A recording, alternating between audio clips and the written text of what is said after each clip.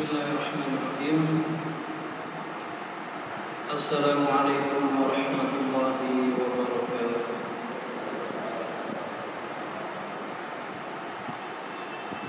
Alhamdulillahi rabbil alamin. Ar-Rahmanir Rahim. La haula wala quwwata illa billah. Rabbil arsyil azim. Innahu huwas sami'ul alim. Allahumma salli wa sallim ala Sayyidina Muhammadin Imamul anbiya'i wal muttaqin, qudwatan wa uswatan linnasi ajma'in,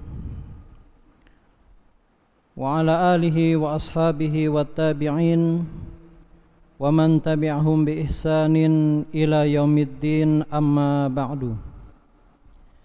Ya ayyuhalladzina amanu taqullaha haqqa tuqatih wa la tamutunna illa wa antum muslimun.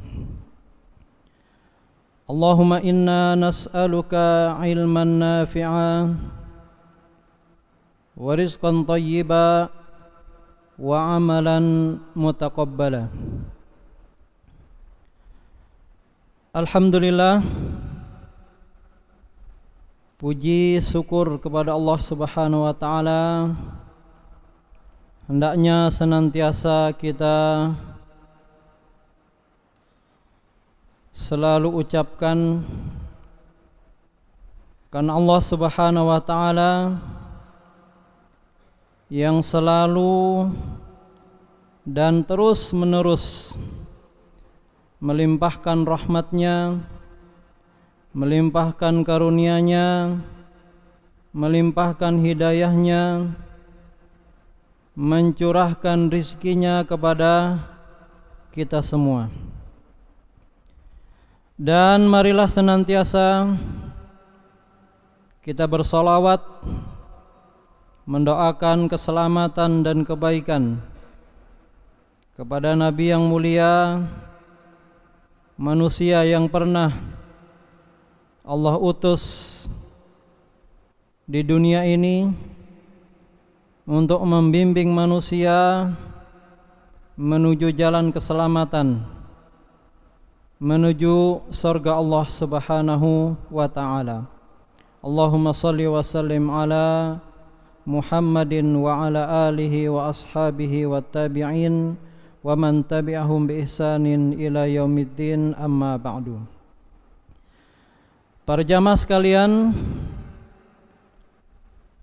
bapak-bapak, para pekerja, para tukang, para pegawai atau para karyawan, dan sebagiannya ada juga yang sebagai pengajar di pesantren ini,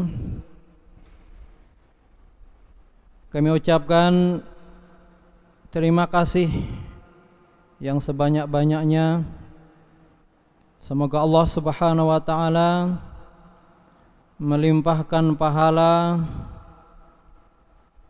keberkahan kepada bapak-bapak sekalian atas jerih payahnya berupa tenaga, pikiran maupun harta yang ikut berkiprah di pesantren Al-Furqan Al-Islami ini. Bekerja, mencari nafkah merupakan ibadah yang sangat mulia. Kita bekerja memenuhi kebutuhan hidup kita, memenuhi kebutuhan keluarga kita, merupakan di antara bentuk ibadah yang sangat besar. Oleh karena itu, di dalam bekerja, selain kita mencari urusan dunia, untuk keberlangsungan hidup kita di dunia, untuk mencari sesuap nasi. Yang tidak kalah pentingnya adalah di dalam bekerja jangan lupa, jangan lalai agar kita berniat di dalam bekerja tersebut ibadah kepada Allah Subhanahu wa taala. Bapak-bapak di sini bekerja, kami lihat dari pagi, siang, sore, bahkan lembur sampai malam hari. Masya Allah, itu selain urusan dunia yang kita dapatkan, kalau niat kita lurus, ikhlas, maka Allah Subhanahu wa taala akan melimpahkan pahala yang begitu besar kepada kita semua. Dan bekerjanya bapak-bapak sekalian di pesantren ini semoga dinilai oleh Allah Subhanahu wa taala sebagai pahala amal jariyah. Misalkan di sini bapak-bapak membangun masjid. Mungkin ada di antara para tukang, para pekerja di sini yang dulu ikut membangun masjid ini. Mulai dari pondasinya, lantainya, tiang-tiangnya, sampai atapnya, bahkan sampai masjid ini digunakan, maka insya Allah pahalanya akan dicatat mengalir kepada kita sampai masjid ini terus digunakan. Demikian juga bangunan-bangunan yang ada di pesantren ini, selama bangunan itu digunakan oleh para santri, oleh para ustadz untuk mengajarkan ilmu agama, maka selama itu juga pahala ya akan mengalir kepada kita. Sampai pun kita diwafatkan oleh Allah Subhanahu wa taala. Oleh karena itu kami ingatkan, di dalam bekerja, apapun profesi kita, maka jangan lupa kita niatkan untuk beribadah kepada Allah Subhanahu wa taala. Di dalam sebuah hadis yang diriwayatkan oleh Al-Imam Bukhari dan Imam Muslim, Nabi sallallahu alaihi wasallam bersabda, "Innamal a'malu binniyat wa innama likulli imri'in ma nawa." Sesungguhnya setiap orang akan mendapatkan ya apa yang dia niatkan.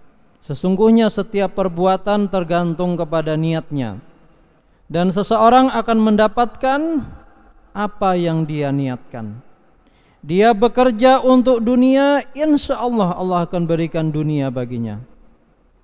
Dan dia bekerja untuk akhirat, Allah akan berikan akhirat, pahala kepada dia. Oleh karena itu di dalam bekerja harus kita gabung antara niat urusan dunia dan urusan akhirat. Taib bapak-bapak sekalian dan para pegawai yang dirahmati Allah Subhanahu wa taala, pada pagi yang berbarokah ini insya Allah kita akan belajar bersama ya. Kita akan membaca ayat-ayat Allah Subhanahu wa taala, hadis-hadis Nabi sallallahu alaihi wasallam, dan perkataan para ulama. Semoga dengan mempelajari Al-Quran, hadis, dan perkataan para ulama memberikan keberkahan kepada kita, mendatangkan pahala, dan memberikan semangat kita di dalam bekerja. Di sini kami diberi amanah dari Ma'had untuk menyampaikan pengajian ya pada pagi hari ini dengan tema khianat dan bahayanya. Berkhianat dan bahayanya.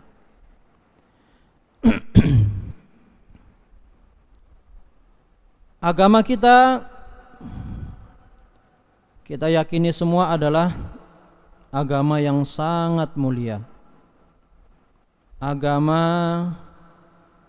yang diridhoi Allah Subhanahu wa taala. Agamanya para nabi dan para rasul. Di antara ajaran di dalam Islam adalah menjunjung tinggi nilai-nilai akhlak, nilai-nilai sikap dan perilaku. Kenapa? Karena akhlak ini bagaikan sebuah cermin yang bisa menunjukkan tentang jati diri seseorang, tentang baik atau buruknya seseorang. Itu bisa terlihat dari akhlaknya, dari perilakunya, dari sikapnya, dari tutur katanya. Dan kebaikan hati seseorang, kuatnya keimanan, kuatnya ketakwaan seseorang bisa terlihat, bisa terpancar dari akhlaknya. Secara umum insya Allah orang yang akhlaknya baik, akhlaknya mulia, insya Allah imannya ada, imannya kuat, takwanya juga kuat, insya Allah. Namun di sana kenapa kita dapati ada orang-orang yang berilmu, pendidikannya tinggi, gelarnya mentereng, mungkin sudah belajar sekian tahun, keturunan kiai, keturunan ulama, keturunan bangsawan, namun ternyata didapati akhlaknya tercela, akhlaknya rusak, akhlaknya berantakan. Nah, kenapa bisa demikian? Kenapa begitu? Ya, demikianlah. Ibarat sebuah pohon yang ditanam. Tentu pohon yang ditanam itu tidak semuanya akan tumbuh subur, menghasilkan buah, kemudian nanti tatkala dia berbuah enak, manis, nikmat rasanya, belum tentu. Karena sebuah pohon dia bisa tumbuh subur, menghasilkan buah yang enak, menghasilkan buah yang lebat, maka pohon tersebut harus dirawat. Maka pohon tersebut harus diberi pupuk, harus rutin untuk diberi pengairan, disiram. Dan tatkala pohon ini kelihatannya dihinggapi oleh hama-hama tanaman, maka hama tersebut harus dibasmi. Nah, oleh karena itu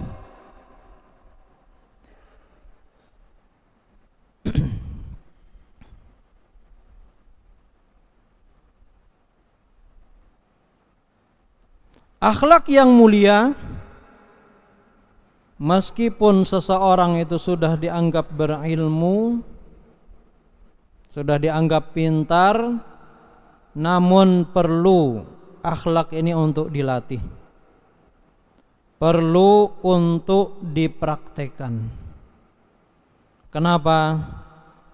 Karena ilmu yang didapat oleh seseorang itu harus diamalkan. Karena kata para ulama, al-ilmu bila amal kasyajar bila samar. ilmu yang tidak diamalkan, ilmu yang tidak membuahkan akhlak yang baik, itu bagaikan sebuah pohon yang tidak berbuah. Jadi seakan-akan pohon itu ditanam, diharapkan dia berbuah, tapi ternyata tidak berbuah, kurang manfaatnya. Demikian juga ilmu yang tidak membuahkan akhlak yang mulia, sangatlah sia-sia.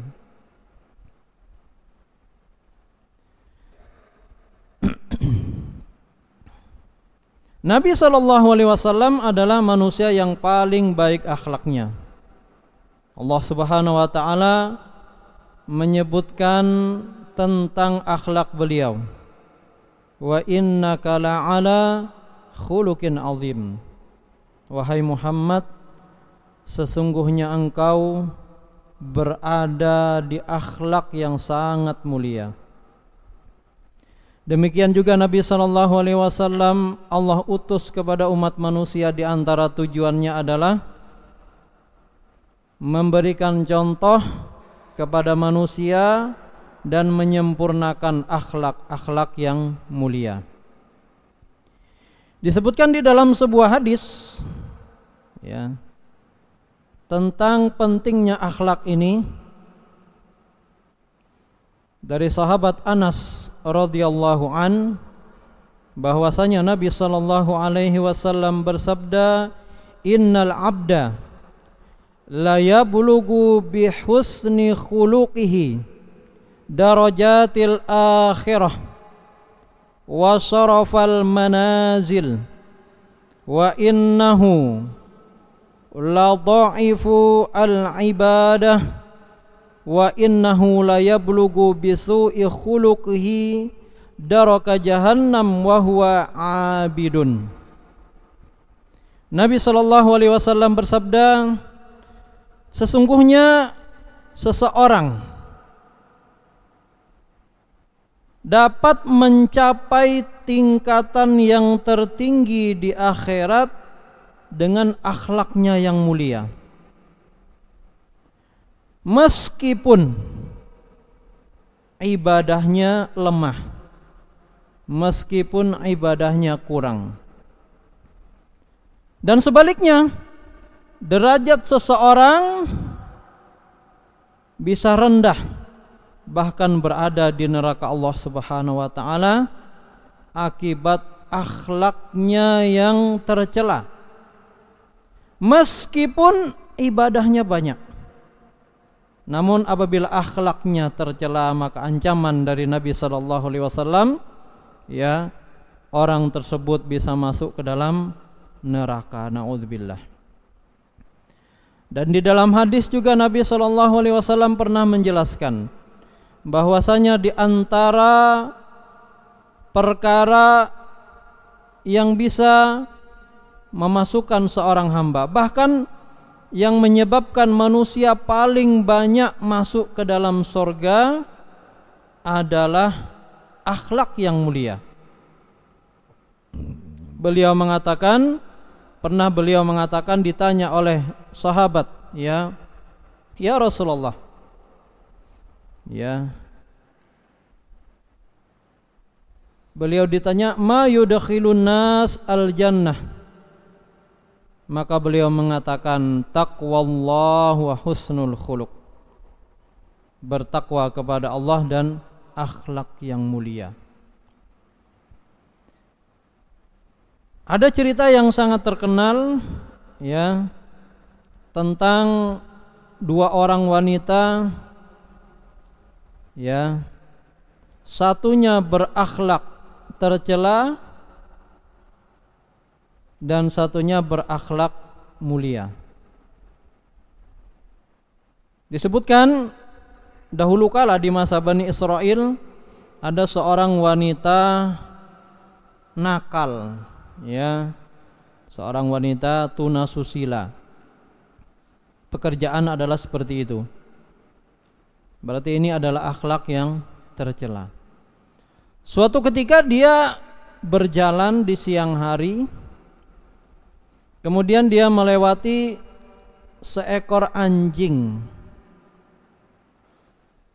dia berhenti memperhatikan seekor anjing tersebut. Ternyata anjing ini hampir-hampir mau mati. Dan dia berada di atas sebuah sumur. Wanita ini memperhatikan anjing ini ternyata kehausan.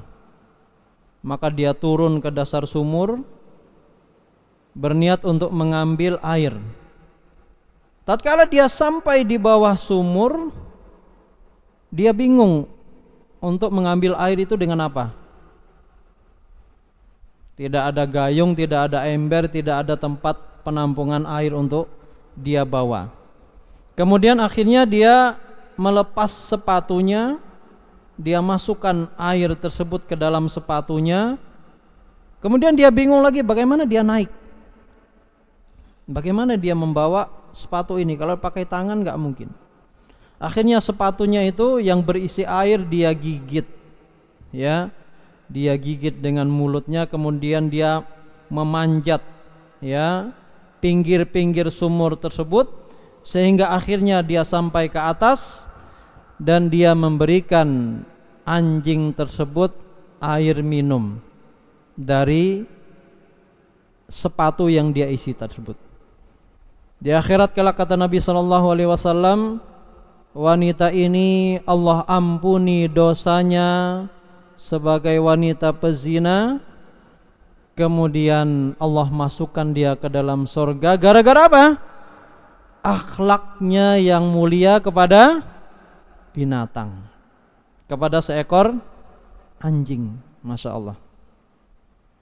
Berarti betul kata Nabi SAW bahwasanya akhlak yang mulia itu bisa menjadikan seseorang masuk ke dalam surga Allah. Dan ada cerita juga seorang wanita yang mengurung kucingnya. Dia kurung kucingnya, tidak dibiarkan berkeliaran mencari makan. Dan anehnya dia kurung dan tidak diberi makan kucing tersebut. Sampai akhirnya kucing itu sakit, menderita, kelaparan dan akhirnya mati. Di akhirat kata Nabi SAW, wanita itu dipanggil, ya, dijelaskan tentang perbuatannya, akhlaknya yang tercela kepada binatang, yaitu tidak memberi makan binatangnya, dia kurung tanpa diberi makan, maka dia masuk ke dalam neraka Allah Subhanahu wa ta'ala.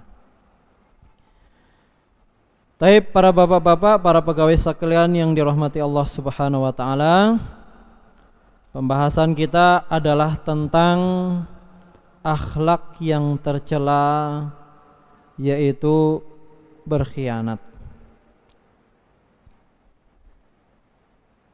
Nabi SAW pernah menjelaskan, ya, di antara tanda dari sekian banyak tanda kiamat adalah tersebarnya perbuatan berkhianat.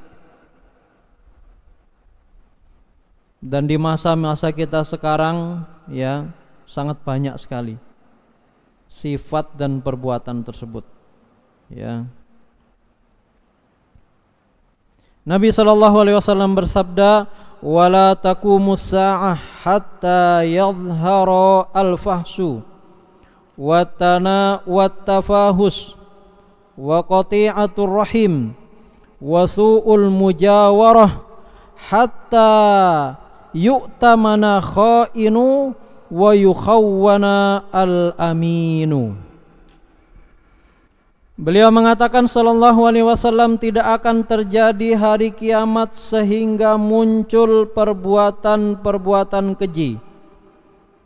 Kebiasaan manusia berkata kotor.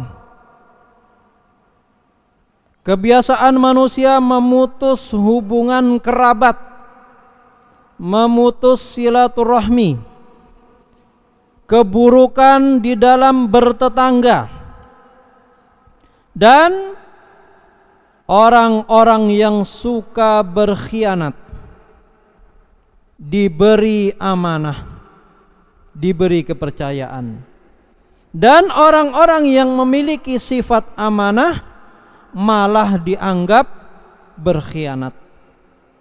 Nah, ini peringatan dari Nabi sallallahu alaihi wasallam di dalam hadis yang diriwayatkan oleh Al-Imam Ahmad rahimahullahu taala.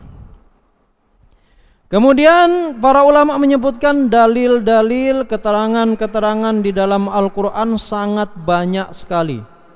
Allah sebutkan hampir sekitar 16 kali di dalam surat-surat yang berbeda Allah menyebutkan tentang kalimat khianat. Menunjukkan perkara ini sangat bahaya. Ya, di antaranya di dalam surat Al-Hajj ayat yang ke-38 Allah Subhanahu wa taala berfirman, "Innallaha yudafi'u 'anil ladzina amanu. Innallaha la yuhibbu kulla khawanin kafur." Sesungguhnya Allah membela orang-orang yang beriman, dan sesungguhnya Allah tidak menyukai orang-orang yang berkhianat dan orang-orang yang mengingkari nikmat Allah Subhanahu wa ta'ala. Kemudian di dalam surat Al-Anfal ayat yang ke-27 Allah Subhanahu wa ta'ala berfirman, "Ya ayyuhalladzina amanu la takhunullaha war rasul wa takhunu amanatikum wa antum ta'lamun." Wahai orang-orang yang beriman, janganlah kamu mengkhianati Allah dan Rasul, dan janganlah kamu mengkhianati amanah yang dipercayakan kepadamu sedangkan kamu mengetahuinya. Kemudian di dalam surat Yusuf ayat yang ke-52, "Dzalika liya'lama anni lam akhunhu bil ghaib wa anna Allaha la yahdi kaidal khainin." Ini perkataan Nabi Yusuf kepada Al-Aziz, menteri di kerajaan Mesir. Apa kata Nabi Yusuf alaihi salam? Yang demikian itu agar dia, yaitu menteri Al-Aziz, mengetahui bahwasanya aku benar-benar tidak mengkhianatinya. Aku bukanlah pengkhianat, dan bahwa Allah tidak meridhoi orang-orang yang berkhianat. Nah, ini sebagian dari ayat-ayat Al-Quran yang menjelaskan kepada kita semua tentang tercelanya dan bahayanya sifat khianat.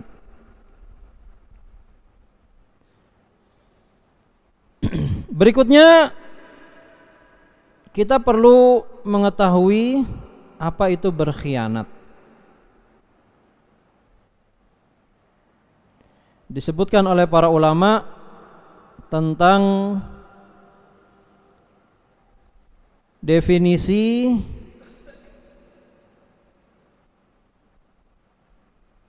khianat. Mereka menyebutkan bahwasanya khianat itu adalah lawan dari amanah, lawan dari kepercayaan. Dan ini yang kita kenal, ya.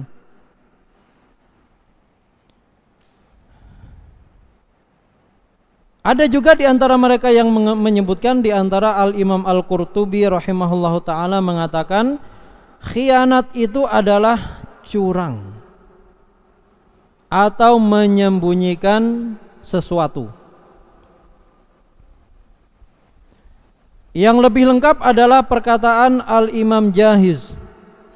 Beliau mengatakan khianat adalah melanggar sesuatu yang diamanahkan kepadanya, baik itu berupa harta, kehormatan, kemuliaan, mengambil milik orang lain, menyia-nyiakan titipan, dan mengingkari orang yang menitipkan barang kepadanya. Termasuk juga khianat, kata beliau, yaitu menyebarkan berita ya yang tidak diperbolehkan untuk disebarkan. Di antaranya juga adalah merubah surat atau merubah tulisan-tulisan yang dia diberi amanah untuk mengurusinya, merubah tujuan-tujuannya, merubah maksud-maksud dari tulisan-tulisan tersebut. Dan ini adalah termasuk bagian dari khianat. Kemudian apa hukumnya perbuatan ini? Para jamaah sekalian, apa hukumnya perbuatan khianat di dalam agama kita? Para ulama ya, berdasarkan dari hadis Nabi sallallahu alaihi wasallam dan ayat-ayat Al-Qur'an, mereka memasukkan perbuatan khianat termasuk di dalam daftar dosa-dosa besar. Termasuk bagian dari dosa, bahkan dosanya sangat besar.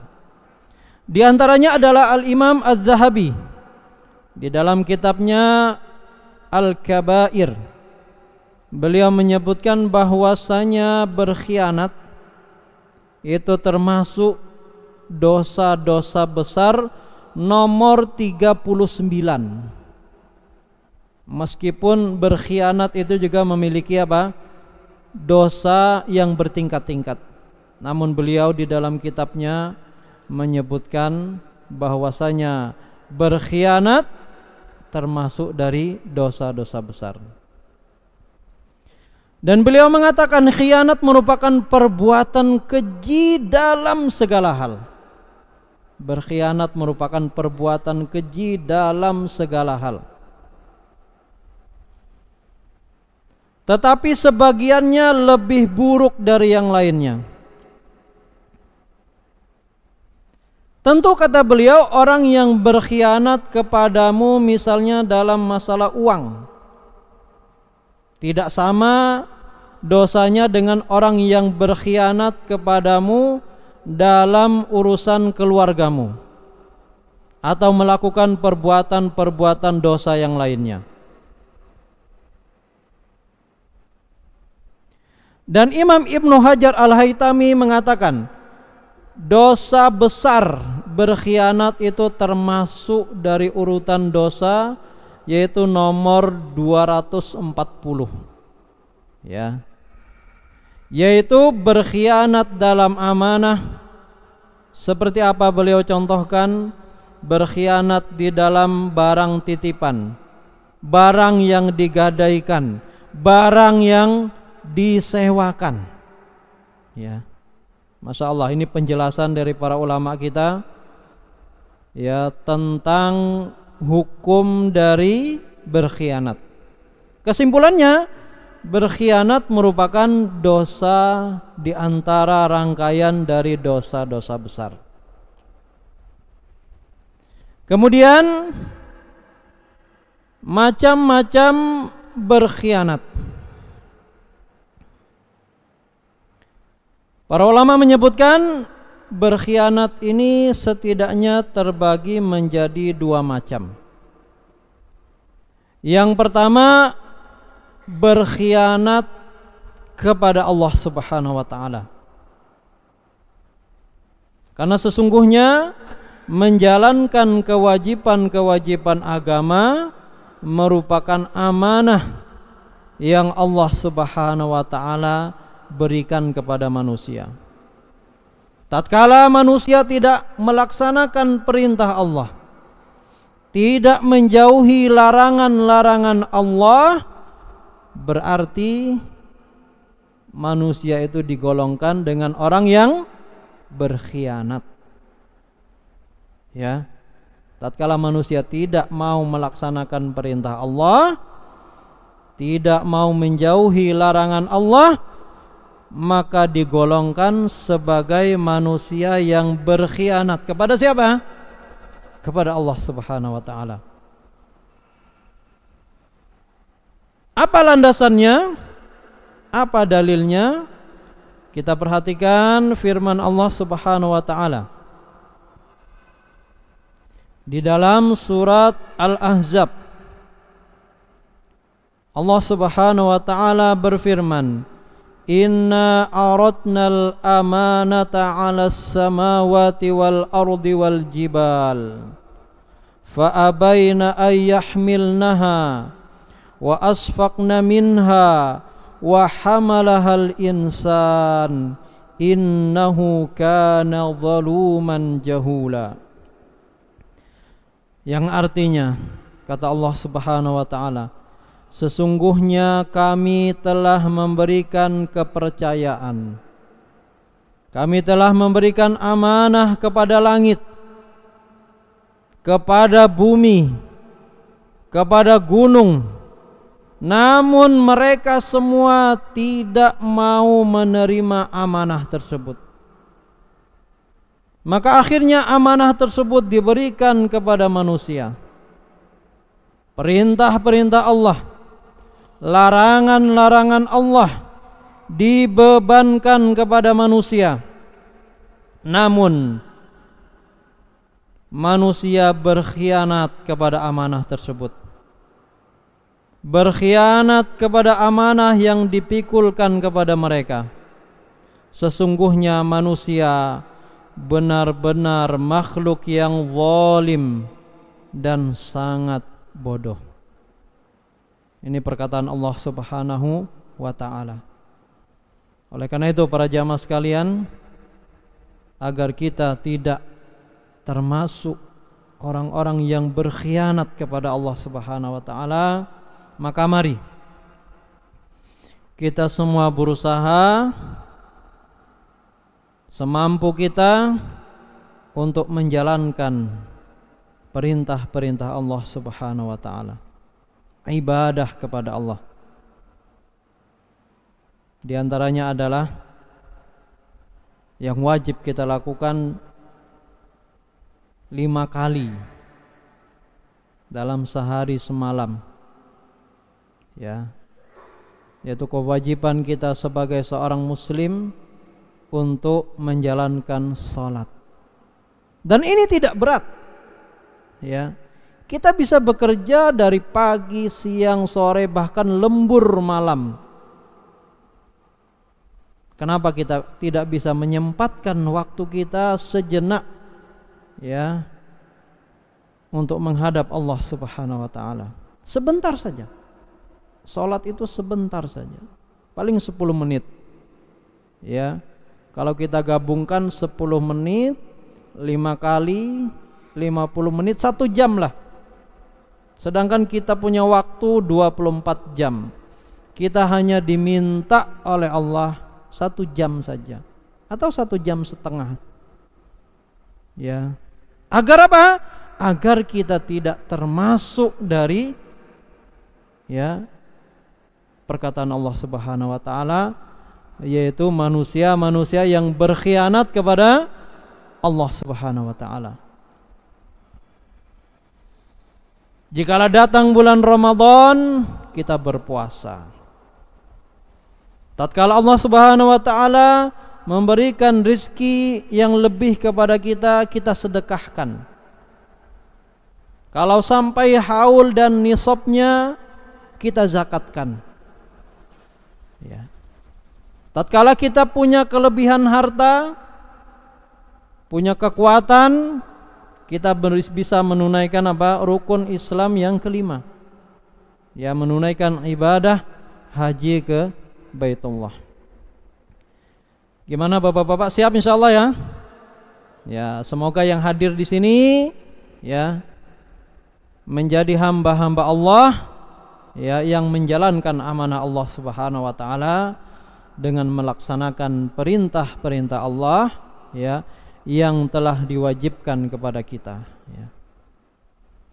Agar keberadaan kita di sini tidak hanya urusan dunia, tidak hanya bekerja urusan dunia, tapi sempatkan, ya, waktu-waktu kita untuk beribadah kepada Allah Subhanahu wa taala. Kita yakin semua bahwasanya kehidupan manusia di alam dunia ini tidak ada yang kekal. Semua kita pasti wafat. Dan kita harus yakin setelah kematian ada kehidupan lagi. Alam kubur, bahkan itu lebih lama dari hidupnya kita di atas muka bumi ini. Kita hidup di dalam bumi itu, dalam kubur lebih lama. Dan tatkala nanti datang hari kiamat, Allah akan membangkitkan semua manusia dari awal sampai akhir, dan itu adalah kehidupan yang kekal selama-lamanya. Yang masuk surga kekal, demikian juga yang masuk neraka. Dan ini harus kita tancapkan di dalam sanubari kita, dalam diri kita, bahwasanya hidup di dunia sementara, ya, hidup di akhirat selama-lamanya. Oleh karena itu persiapkan bekal kita untuk menuju kehidupan akhirat. Kemudian para ulama menyebutkan di antara bentuk berkhianat yang kedua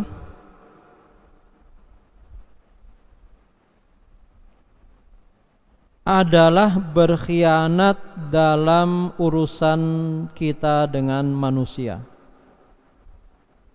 Sebagaimana yang disebutkan oleh Al-Imam Jahiz tadi. Ya, di antaranya bentuk khianat berupa harta, kehormatan, kemuliaan, ya, tidak menunaikan titipan, berkhianat di dalam menyebarkan berita-berita, merubah surat-surat, ya, yang diberikan kepada dia. Dan kapan seseorang melakukan perbuatan khianat, ya, kepada orang lain, maka di saat itu pula luntur, hilang, pupus, ya, rasa kepercayaan kepada orang tersebut, meskipun hanya sekali, ya. Kemudian akhirnya apa yang terjadi?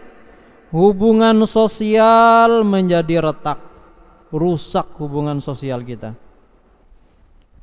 Yang asalnya seseorang itu akrab berubah menjadi apa?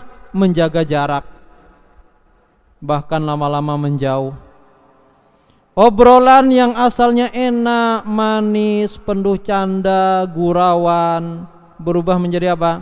Saling diam, ya, saling diam, nggak ngomong.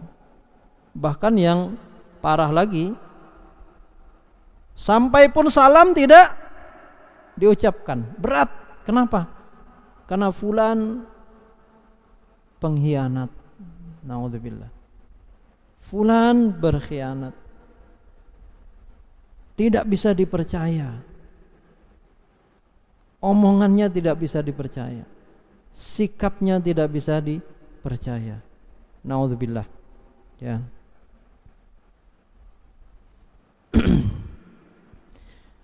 Kemudian kita akan jelaskan, Bapak-bapak, para pegawai sekalian yang dirahmati Allah Subhanahu wa taala, beberapa bahaya khianat ini dari sisi syariat.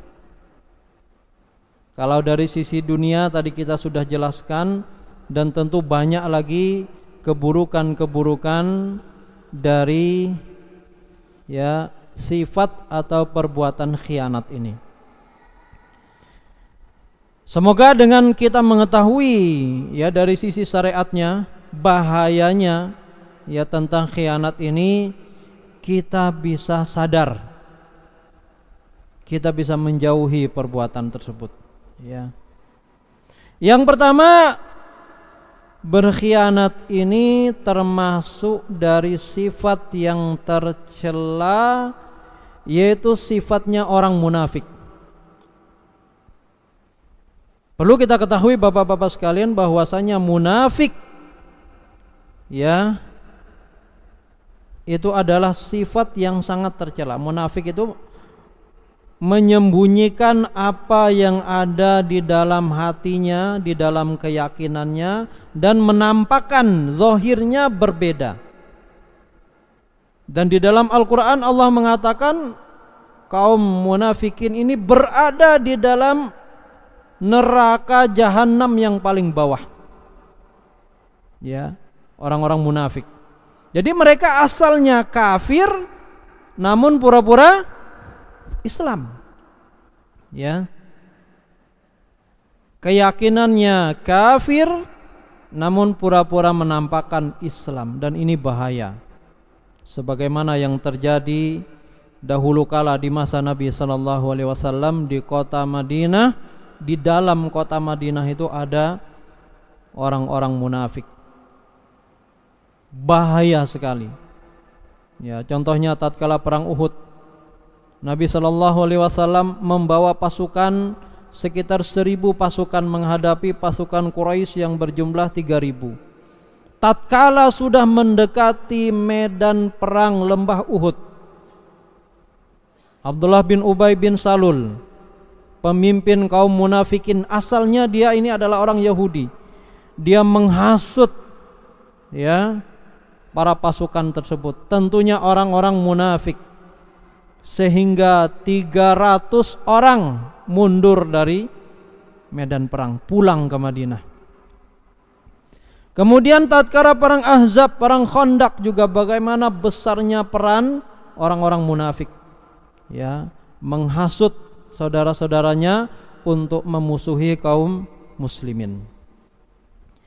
Nabi sallallahu alaihi wasallam mengatakan dari sahabat Abu Hurairah, ya, beliau sallallahu alaihi wasallam bersabda, ayatul munafik salasah, tanda-tanda orang munafik yang memiliki sifat munafik ada 3. Idza haddasa kadzaba, kalau dia berkata maka perkataannya penuh dengan kedustaan. Wa idza wa'ada akhlafa, jika berjanji maka menyelisihi janjinya. Nah, yang terakhir, wa idza tumina khana, apabila dia diberi amanah, diberi kepercayaan, apa yang dia lakukan? Berkhianat. Naudzubillah. Ya, ini bahayanya. Sifat khianat ini termasuk dari bagian sifatnya orang munafik. Dan kita sebutkan tadi, ya, sifat nifak itu sangat bahaya sekali. Bahkan derajatnya melebihi derajatnya orang kafir, karena dia kafir plus, ya. Kalau orang kafir jelas dia Yahudi, Nasrani, Hindu, Buddha, ya. Ini enggak, dia kafir pura-pura Islam dan membahayakan, ya. Kemudian yang kedua, bahaya dari sifat, ya, khianat ini menunjukkan lemahnya iman seseorang. Naudzubillah. Dan bisa jadi apabila khianat ini dipelihara, dibudidaya, ya, bisa menghilangkan iman kita. Dari sahabat Anas bin Malik, Nabi sallallahu alaihi wasallam bersabda, la imana liman la amanata lahu, wala dina liman la ahda lahu. Tidak beriman, kata Nabi sallallahu alaihi wasallam, orang yang tidak memiliki sifat amanah, pengkhianat, dan tidak memiliki agama, kata beliau, agamanya lemah, imannya lemah, orang yang sering mengkhianati, tidak menepati janjinya, ya. Naudzubillah. Ini peringatan-peringatan dari Nabi sallallahu alaihi wasallam tentang bahaya dari perbuatan khianat ini. Dan yang ketiga, ini yang paling berat. Ya. Ini yang paling berat. Semoga menjadi cambuk bagi kita semua, perhatian besar bagi kita semua. Di dalam hadis yang sangat panjang, ya, ketika Nabi sallallahu alaihi wasallam menjelaskan tentang kriteria-kriteria calon penghuni neraka. Calon, ya. Ya, semoga ya kita dijauhkan dari sifat ini. Ya, di antaranya beliau bersabda sallallahu alaihi wasallam, ya, di antara calon-calon penghuni neraka kata beliau, wal khainu alladzi la yakhfa lahu tama'un wa in daqqa illa khanahu. Di antara calon penghuni neraka kata beliau adalah para pengkhianat. Para pengkhianat. Orang-orang yang tidak tersembunyi sifat tamaknya, sifat rakusnya, meskipun dalam perkara-perkara sepele, perkara-perkara ringan, dia berbuat khianat. Naudzubillah. Ya, hati-hati. Dalam perkara-perkara sepele saja kata Nabi sallallahu alaihi wasallam, dia selalu apa? Berkhianat. Maka ini adalah calon penghuni neraka. Ini Nabi sallallahu alaihi wasallam yang menyebutkan, hadisnya sahih, diriwayatkan oleh Al-Imam Muslim.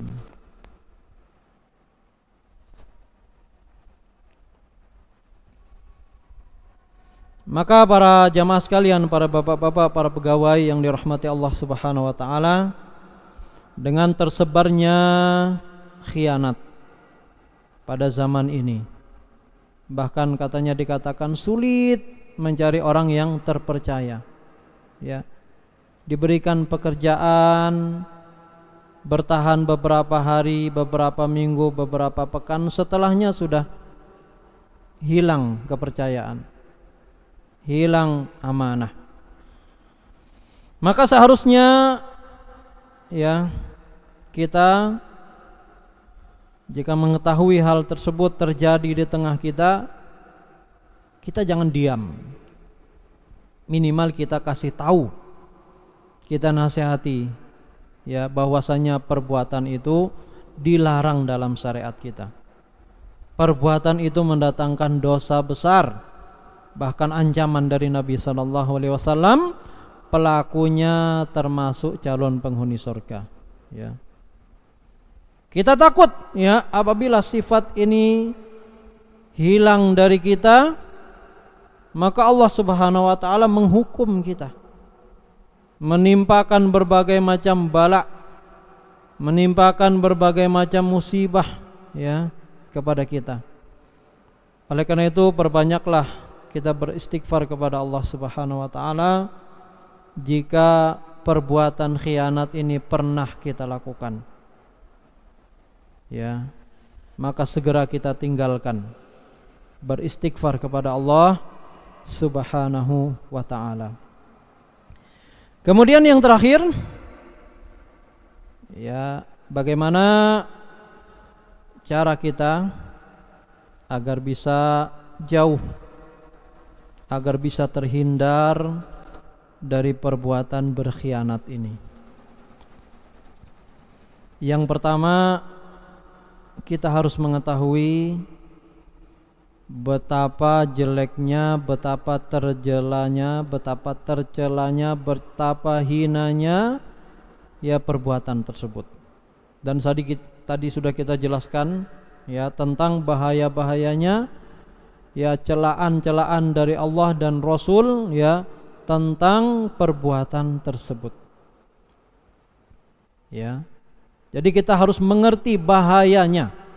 Dari sisi dunia tadi jelas. Ya, orang tidak akan lagi percaya kepada kita. Hubungan sosial jadi rusak. Ya, orang menjauh. Mungkin kalau kita di sebuah lembaga bisa jadi kita resign, dikeluarkan, naudzubillah. Ya. Orang lain tahu ya hilang kepercayaan. Ya.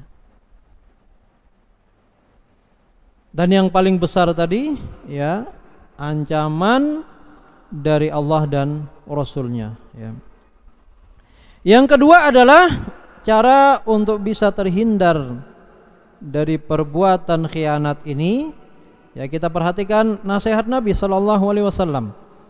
Ya, apa kata beliau? Adil amanah ila man i'tamanaka wala takhun man khanaka. Nah, Masya Allah. Kata beliau, tunaikan amanah yang dipercayakan kepadamu. Apabila ada orang memberikan amanah, memberikan kepercayaan kepada kita dalam urusan harta, ya, urusan jabatan, ya, urusan keluarga, urusan barang, urusan surat menyurat dan lain-lainnya, kita berusaha untuk tunaikan, laksanakan dengan sebaik-baiknya. Dan yang kedua kata beliau, wala takhun man khanaka. Kalau ada orang yang berkhianat kepadamu, jangan kamu balas. Ya. Karena kalau perbuatan jelek dibalas dengan kejelekan, maka akan timbul apa? Kejelekan yang lebih berat. Oleh karena itu, kalau ada orang berkhianat kepada kita, jangan kita khianati dia. Ya, apalagi meniru perbuatan tersebut, naudzubillah. Ya. Orang berkhianat kepada kita, ya sudah, kita jujur, kita amanah kepada dia, ya. Kemudian yang ketiga, ya, ini adalah bentuk penyerahan kita kepada Allah Subhanahu wa taala. Karena Allah yang menciptakan kebaikan maupun keburukan. Ya. Allah yang menciptakan kebaikan dan keburukan. Sebagaimana Allah Subhanahu wa taala yang menjadikan manusia kadang sehat, kadang sakit, ya. Dan itu adalah sunatullah. Ya. Ada orang-orang yang jujur, di sana juga ada orang-orang yang ya tidak jujur, ya. Ada orang yang muamalahnya baik, ada orang-orang yang muamalahnya tidak baik. Maka apa yang kita lakukan? Ya, kita serahkan urusan kita kepada Allah Subhanahu wa taala, karena Allah yang mengatur segala urusan hambanya, makhluknya, dan segala apapun yang ada di alam jagat raya ini adalah di bawah kendali dan kekuasaan Allah Subhanahu wa taala. Maka yang paling tepat yang kita lakukan, kita dekatkan diri kita kepada Allah, banyak berdoa kepada Allah agar Allah Subhanahu wa taala menjauhkan perbuatan khianat tersebut dari diri kita. Di antaranya adalah hadis, ya, Nabi sallallahu alaihi wasallam mengajarkan doa yang sangat ringkas, ya, pendek namun maknanya sangat luas agar kita terjauh dari perbuatan khianat. Apa kata Nabi sallallahu alaihi wasallam dalam hadisnya yang diriwayatkan oleh Al-Imam Abu Dawud, Imam An-Nasai dan Ibnu Majah? Beliau mengajarkan kepada kita semua tentang sebuah doa, Allahumma inni a'udzubika minal ju' fa innahu bi'sa ad-dhaji' wa a'udzu bika minal khiyanah fa innaha bi'satil bitanah. Kita ulangi ya. Allahumma inni a'udzu bika minal ju'i fa innahu bi'sad dhaji'i fa innahu bi'sad dhaji' wa a'udzu bika minal khiyanah fa innaha bi'satil bitanah. Artinya, boleh kita baca terjemahannya dalam berdoa, enggak masalah, ya. Kalau belum hafal ya Arabnya. Ya Allah, sesungguhnya aku berlindung kepadamu dari kelaparan, karena kelaparan adalah seburuk-buruk teman yang menyertai. Dan aku berlindung kepadamu ya Allah dari perbuatan khianat, karena ia adalah teman karib yang sangat buruk. Ya Allah, sesungguhnya aku berlindung kepadamu dari kelaparan, karena ia adalah seburuk-buruk teman yang menyertai. Dan aku berlindung kepadamu ya Allah dari perbuatan khianat, karena ia adalah teman karib yang paling buruk. Ya, itu doa yang diajarkan oleh Nabi sallallahu alaihi wasallam kepada kita semua agar bisa terhindar dari perbuatan khianat. Ya, mungkin sampai di sini apa yang dapat kami sampaikan.